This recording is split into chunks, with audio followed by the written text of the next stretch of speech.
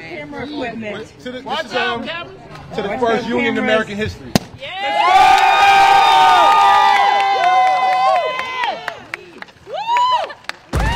Facto, het manifesta.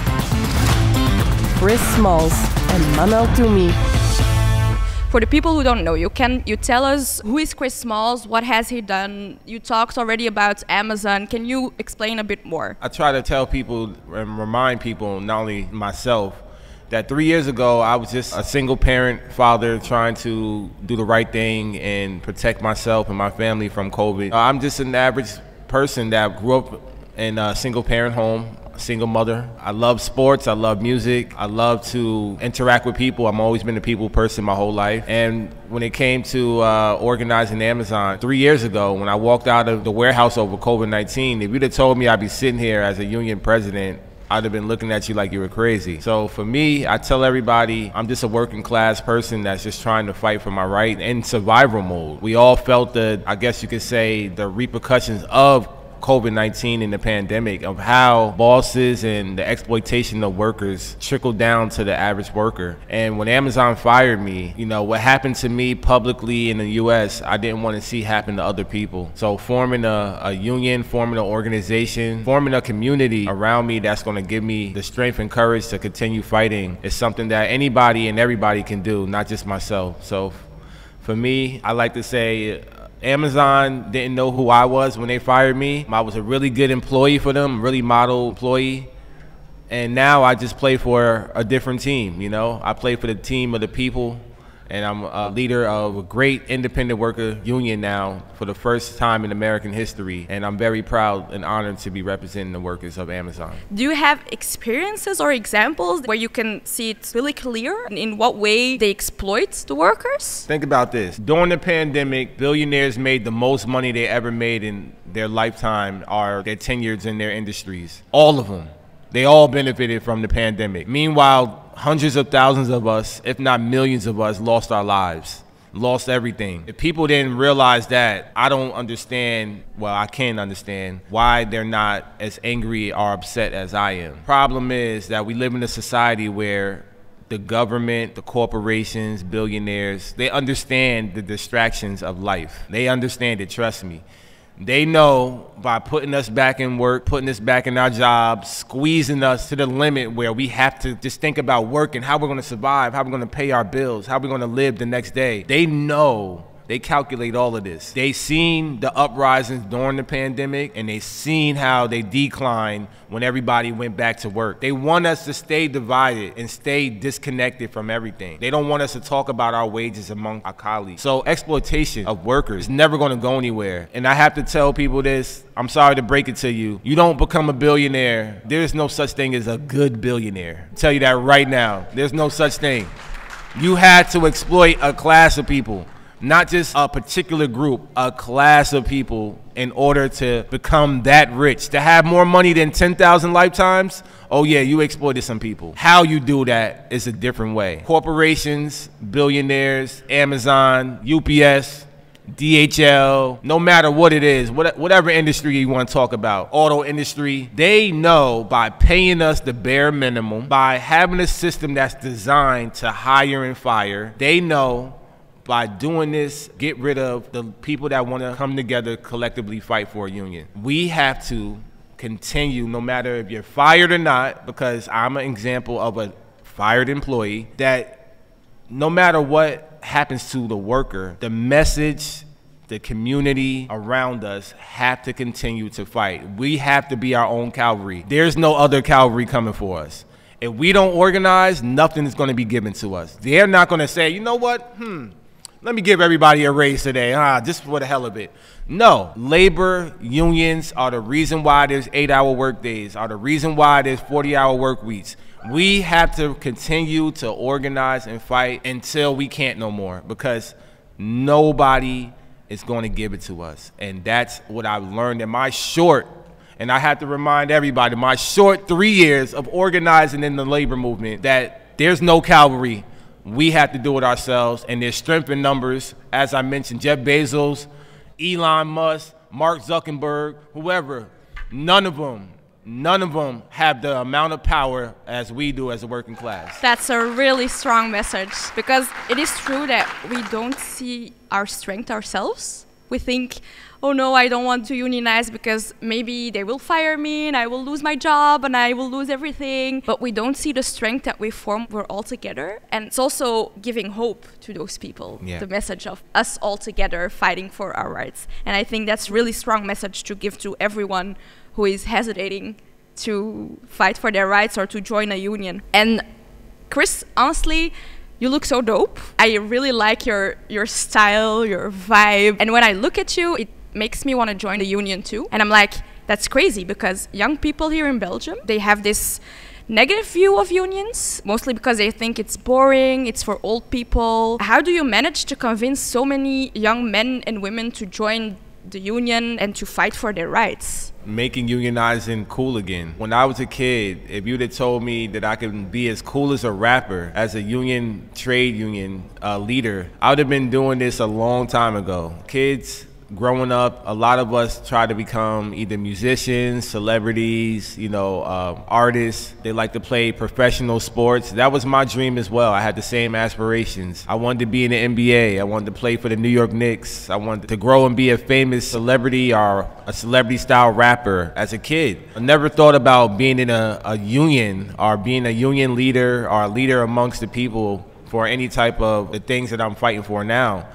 So to make unionizing and the labor movement appealing is a great way to reach the youth. For me, I just try to use my creativity and use my skill sets as well. Like, music is a big passion of mine, and if I can perform and that reaches people, I will absolutely perform every day. But if I can bring people together on a commonality of Jeff Bezos and the 1% class is the enemy, that's even greater than any type of song that I could ever create. And do you also have examples of how you try to make unionizing cool? Because sometimes I know unions here and they have like these gatherings, and sometimes it's, for example, on a Sunday, 8 in the morning or 10 in the morning, like no young people will come and join you at these gatherings. Do you think about stuff like that when you organize a gathering? Of course. You're talking about my warehouse in particular that represents 8,300 people. I can tell you now, all 8,300 people don't listen to rap music, so I can't use the same thing on all 8,000. So I have to be creative. I have to be all-inclusive, and I have to do different things. So, for example, what I did besides campaigning outside of my warehouse for over 300 days, when I was outside,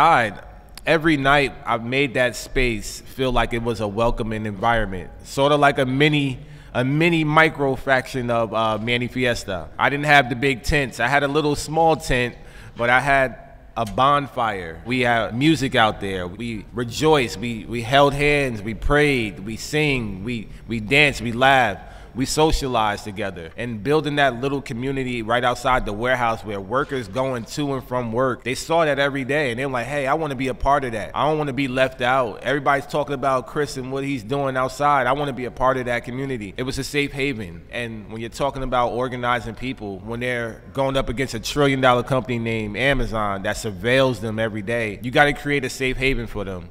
And the youth, they like to look at things that we're utilizing.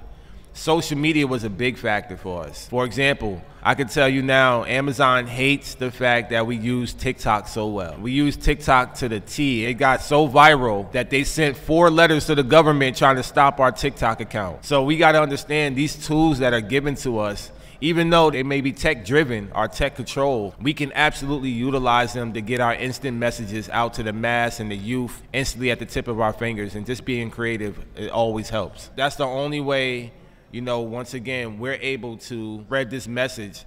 Before social media even existed, people want to say, how did you become an organizer? I've been an organizer my whole life. I just didn't know it. As an independent rapper or independent artist, musician, I was an artist before Instagram, before MySpace, before Facebook, before TikTok, before Snapchat. So I'm talking about over a decade ago, I was already an organizer because when I was an independent artist, I would have to get up every morning and I would have to walk to a college campus or a school campus and hand deliver flyers and have face-to-face conversations in order to bring an audience to my show on that weekend as an independent artist. So when you're having these face-to-face conversations and you're handing out flyers, you're organizing people. And that's the team that I'm playing for now. Back then it was different, but now I'm playing for labor. I'm playing for a team where I'm organizing by having face-to-face conversations. Nothing's changed. Social media has added a different aspect to it. We can use that to reach people in different countries, different parts of the world. But when you want to really, really control your workshop and make sure that people are focused in your own particular workshop or industry, you're going to have to meet them where they at, and you're going to have face-to-face conversations. Not just one conversation, but several. I really found it really fascinating to see how many young people there were on the streets. And I also see it in Belgium, like youngster organization at Fox. And you see these young boys and girls going on the street because, for example, in Antwerp, the mayor has decided that they can't skate in the skate park, and they went on the street with a lot of young boys, young girls who said skating is not a crime. I was so fascinated by that, to see that they really got things in their own hands, and they went on the street and they said, well, this is our skate park and we want to skate in it. So you are going to let us skate in it. And I think it's amazing to see how many young people realize that if they unionize, in which way, whatever it is, we can reach things. And I think that gives me personally a lot of hope for the future. I was also wondering, because you talked about the conversations that you have with people, that you really go to people, you go on the streets, you talk with people. And I was wondering what the reactions were of the younger people when you try to convince them to, okay, let's join us, let's join the union, we can fight for better rights in our workspace and stuff. What are their reactions? Do they have positive reactions? Do they have negative reactions? What are their fears? How do they look at the union? For the younger generation, when I'm talking to anybody that's trying to join this movement, I have to be honest with them. And I tell them that, hey, the fight that we signed up for is going to be long, it's going to be hard, it's going to be tough. You're going to put your life on the line, you're going to risk your job, but it's going to be worth it because you're doing it not for yourself, you're doing it for the next person, or you're doing it for your children. You know, because that's what I'm doing this for. I'm doing this so that my 11-year-old twins, one boy, one girl, don't have to fight as hard as I do one day. They'll be able to grow up and say, my dad, this generation before us, fought so hard that I don't have to fight no more. And I think what you're seeing is the younger generation is now paying attention at a younger age. And that's the beauty of what we're doing now with not just my union, but all the labor unions in the USA. We're utilizing the tools, we're utilizing social media, we're amplifying the international solidarity so that the younger generation stays abreast of what's going on. And I think if we can continue that trend, hopefully that one day we'll see that revolution that we all want. The conversations I have now are all positive because, once again, I look like somebody that comes from their community. You know, when they hear it come from me, it resonates a little bit different. And that's what I mean by making unionizing appealing. If I had somebody walk in my classroom when I was 10 years old and say, you know what, we're not bringing in a police officer today, we're not bringing in a fireman today, we're going to bring in Chris Smalls, the man who took on Jeff Bezos, the richest man in the world, and defeated him. We're going to bring him in at 10 years old. If I would have saw somebody like me walk in the classroom, I could tell you right now, my lights would have lit up because I'd be like, who is this guy? So the conversations that I'm having with the younger generation, I've been at elementary schools, I've been at middle schools, I've been at high schools, even my own alumni, my own high school has contacted me and told me they formed a student union. I said, they didn't have this when I graduated. Where the hell was that at?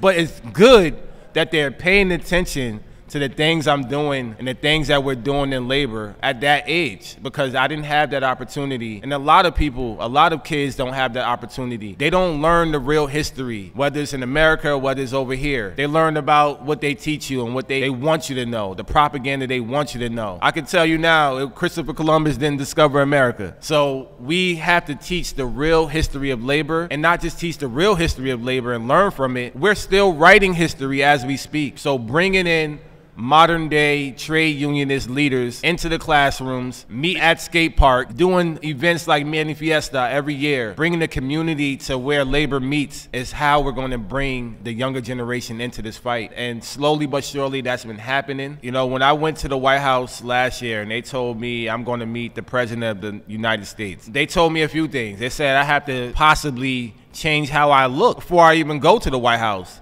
So you know what I told them? I said, if I have to change how I look, then don't invite me because I'm coming as is. And then I did exactly what I wanted to do. Not only did I, go to the White House as is, I wanted them to see what New York City really looks like. I want them to see what community I come from really looks like. And I got a lot of grit for it. A lot of people would say, why did he disrespect the White House by walking in there with Jordans on? I said, because my identity and my representation is everything. And I would never give that up no matter what. And I want to break down these stigmas that's already been out there because these stigmas, we have to look a certain way, we have to dress a certain way, we have to talk a certain way. These stigmas were created by our oppressors. So for me, I would never conform to that. I would make sure that every single time I have a chance to represent my identity and my people, I'm going to take that. I respect that so much. Honestly, talking about recognition and representation and stuff, I have a lot of rebellious cousins, and as I told you already, I'm from Moroccan origins, and I have my cousins who are 12, 13, 14, and in Antwerp we call them dreris. I certainly know that you know what I'm talking about. You're viewing the kind of little boys that I'm talking about, and these young boys, there's only one thing in their mind. Like one thing and one thing only they talk about is how to get rich the fastest way possible. So for me, it's very interesting to see a cool dude like you who will fit in like a glove with my cousins. Like they will think you're such a cool man. Not hustling to get rich, but actually working with other workers to elevate everybody through a labor union. For me, it's interesting because how did you come up with, okay, now I want to fight this fight. I want to put people together and elevate everybody. I don't want to get rich on my own. I want everybody to get rich. Yeah, we are the rich people. We just don't know our value. It took the pandemic for a lot of people to reevaluate that. But I can tell you now, Jeff Bezos is not coming to any warehouse and packing the box as fast as I can. I can kick his ass in that any day of the week. It's about knowing our value as essential workers. And as essential workers, the word essential means that we're a necessity. That means they need us. It's not the other way around. When I talk to young kids, of course, I was one of them. I want to be rich. Of course, I want to be rich. Who don't want to be rich? But at the end of the day, money don't buy happiness. And it took me losing everything to realize that. I got fired in the middle of a pandemic. I lost everything. I lost my stocks. I lost my health care. I lost my savings. I lost everything in one day. I lost it all. So if it wasn't for my community supporting me, it wasn't for my family, my friends supporting me, I would have never survived. Amazon was going to kill me. And Amazon would do that over and over and over again. They don't care. They look at people as numbers. So they will hire you and fire you and don't care how you survive. And I've seen that after pouring my blood, sweat, and tears into this company. So for me, when I'm talking to a young kid about, they're like, yo, I want to be like you, man. I want to wear some chains. I want to do this and that. I said, hey, you can do that. You absolutely can. You absolutely can. There's nothing stopping you from doing exactly what I'm doing. Because when I got fired, once again, I got to remind people, 3 years ago, nobody knew who the hell I was. I was just a worker who got fired. But instead of me just fading to black or disappearing or going about my business, I continued to organize. And that's all I did, was continue to organize. And anybody that's organizing can be in this position. It's about the dedication and sacrifice that you're willing to give up to get it. Money will come and go. I've seen it. Money come and go my whole entire life. But the most joyous moments that I have is organizing. I don't want to enjoy my fruits of my labor without the people around me being able to enjoy that as well. And that's just me personally. The reason why we're fighting for $30 an hour is not because we know that we will absolutely have to fight for it, but it's to set a tone for the younger generation to know their worth. The minimum wage in our country has not changed in decades. So we're fighting for something and we're raising the bar and we're talking about negotiating our rights and our benefits. If the company meets us somewhere in the middle, we got a victory there. And fighting for better wages, benefits, healthcare, longer breaks, job security. When you're benefiting are talking about generational wealth. The younger generation have this mindset in America that you gotta have a happy wife, you gotta have a good job, you gotta graduate college, and you'll be able to be successful. But for the majority of us, that's not the reality of our situation. For unionizing, for people that are like me that come from urban environments that don't really want to go through the system of going through college and being in student debts, this is the way of us enjoying the fruits of our labor. And you don't have to be rich, you don't have to be a multi-millionaire to live the happy, healthy lifestyle and a great quality of life. Because that's all I really want to do. I want to have enough time with my family, my loved ones. I want to be able to go on vacation. I want to be able to drive whatever car that I choose. I want to be able to look how I look and dress how I dress and go to work and only have one job. I don't feel like I need to have 2 or 3 jobs. One job should be enough, and we all deserve to have that quality of life. True. Okay, it has been really, really interesting, and I've learned so much from you, how you try to convince people, how you think that going to the streets is really important, how you should go to the streets, see people face to face, your experiences. I really appreciated that you came. Chris, thank you so much for being here. We really, really, really appreciate it, and hopefully you enjoy the next day or days that you will be here in Belgium. Absolutely. Thank you for so having much. me.